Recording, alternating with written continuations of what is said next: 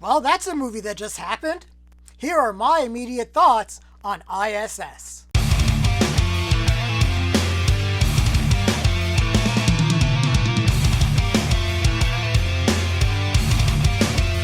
So I.S.S. is a science fiction thriller that's directed by Gabriela Cowperthwaite. It stars Ariana DeBose, Chris Messina, John Gallagher Jr., and it's about a crew of astronauts and cosmonauts that are aboard the I.S.S., the International Space Station. Then tensions flare as World War basically breaks out on planet Earth, and the cosmonauts and astronauts are told from their political bodies to take hold of the I.S.S. by any means necessary. Oh boy, I'm just going to be straight up with you guys. This was a slog to get through. So let me just get through the performances first of all. Ariana DeBose comes in. She's kind of the newcomer of the crew, but she really doesn't have any personality at all. Actually, when she is introduced, they say, hey, you can, contact any of your family if you want. And she's like, no, I'm okay. And they just don't give her anything. I think they thought they were trying to be smart, and maybe, she would be the audience avatar, so everything that's happening, we're experiencing at the same time, but we didn't really get any emotional connection from her. I mean, Ariana DeBose did the best that she could, but the script itself is just really weak and just really didn't give her a whole lot to do. Chris Messina, as one of the other astronauts, is just really goofy.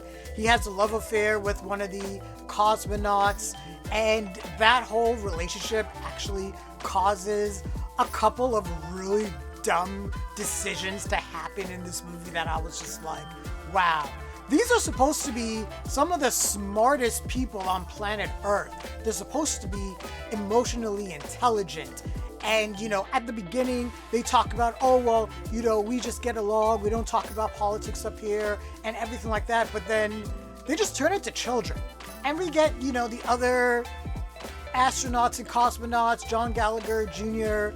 is supposed to play the normal guy, but he makes, these predictable decisions that are just really dumb. Mashkova is the female cosmonaut that has the affair with Chris Messina, and she makes a couple really amazingly dumb decisions, and she also provides a piece of exposition that's supposed to be really, really important, but it's undermined completely at the end of the movie, and it's just absolutely mind-blowing how stupid and idiotic of a character she ends up being.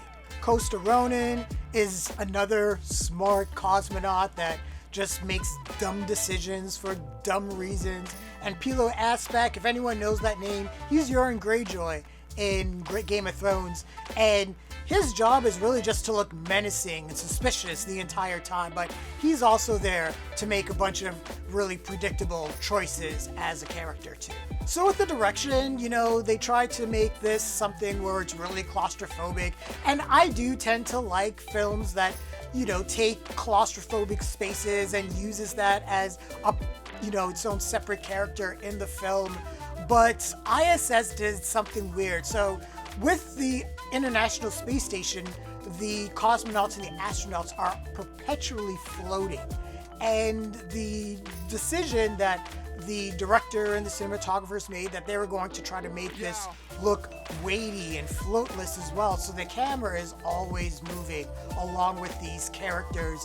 And, if you're someone that is easily triggered by motion sickness, this may not be the movie for you, because the film makes these weird composition decisions, and like I said, it's just really weird. There's a fight scene that breaks out, and I'm sure that the filmmakers thought that, this is going to be awesome, it's going to be in zero gravity, it's going to be just like Inception, but it just falls flat on its face. It's dull, and just how it ends is just super predictable. It tries to be like this profound statement, but it's just, again, like I said, it just falls flat on its face. Now, the one thing I will give credit to the film is how they made planet Earth look. The planet looks perpetually on fire for the majority of this movie, which begs the question, why is anyone really fighting here? You would think, and it does come up a few times where everyone would be more concerned with what is actually going on planet Earth. Sure, you're gonna get like directions to take hold of the ISS by any means necessary, which means, yeah, we're gonna kill the other side, but there's only 6 people on the space station, and it looks like planet Earth isn't really going to survive. So what are you going to do? Are you just going to just kill each other anyways? Like, these people are dumb.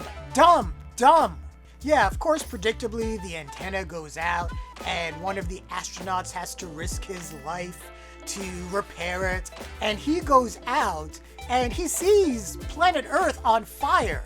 And you know what he does? He tells one of the other astronauts, tell the other astronauts and cosmonauts to not look at the window. Why? You would think that if they all saw how planet Earth was on fire, they would stop acting like children. So this is the kind of movie that doesn't want to take any chances. It doesn't want to do the predictable Russia versus USA thing. It's more about character motivations. But once the first character makes a decision, a boneheaded decision, that endangers the life of everyone on the International Space Station, you kind of see how this is going to snowball, and how this decision is going to predictably lead to how one other character is going to make this choice, and how it's supposed to ramp up the tension and the paranoia, and how it just snowballs. But again, it's just super dull and predictable and just boring. And again, it's just frustrating to see these supposed smart characters make all of these amazingly dumb decisions. Man, and that ending. I'm not going to spoil anything, but it tries to be one of those profound and powerful endings that's supposed to say something about human nature and choice and morality, and it just falls on its face, and it's one note, and it's cheap and lazy, and again, really predictable. And you know, the more I think about it, the more annoyed I get. Yeah, I.S.S. is a predictable, disjointed, and inconsistent film. There were no real standout performances, and it tries to make these statements about choice and morality, but really it just plays it way too safe, and it is just not as smart as it thinks it is. I was going to give this a mid, but that ending is a 7-layer burrito of dumb. This is a flop for me. Yep. We are definitely in the January dumping grounds. Oh well. But those are my immediate thoughts on I.S.S. What did you guys think of the film? Share your thoughts, leave your comments, like the video, subscribe to the channel, and don't forget to hit that bell icon so you can get notifications as well. Thanks a lot, everyone. Take care.